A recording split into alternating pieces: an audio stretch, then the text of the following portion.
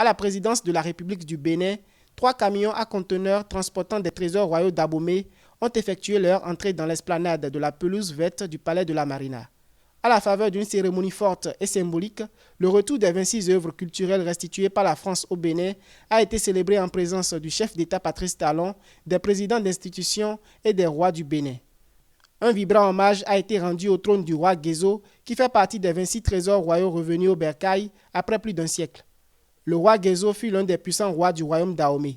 Il a régné de 1818 à 1858. On vient de nous montrer le trône du roi Guézo. Guézo, un puissant roi d'Abomey. Le trône royal, c'est le roi même. Quand on voit un trône royal, on se prosterne.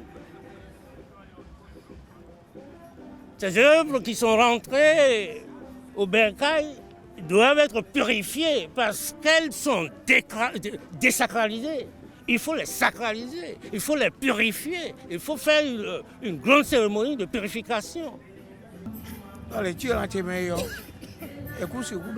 Nous sommes tellement heureux de savoir que nos trésors royaux sont au bercail. Pour ma part, je ferai une cérémonie traditionnelle dès mon retour à Abomey. Nous le célébrerons encore dans les cours royales. Préoccupée de la gestion efficace du patrimoine culturel national, l'Assemblée nationale a adopté une loi portant protection du patrimoine culturel. Le texte est composé de 164 articles, subdivisés en 8 titres. Il traite, entre autres, des questions de la protection du patrimoine culturel national, de la protection des biens culturels en cas de conflit armé, de la sauvegarde des habitats d'architecture traditionnelle, des fouilles archéologiques et découvertes, des institutions de conservation et de valorisation du patrimoine culturel.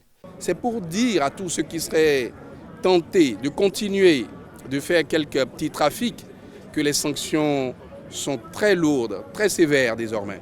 C'est pour dire que le Bénin a ratifié tous les instruments internationaux, notamment la Convention Unidroit et les autres conventions, pour que nous puissions donner à notre patrimoine, disons, toute la sécurité qu'il faut.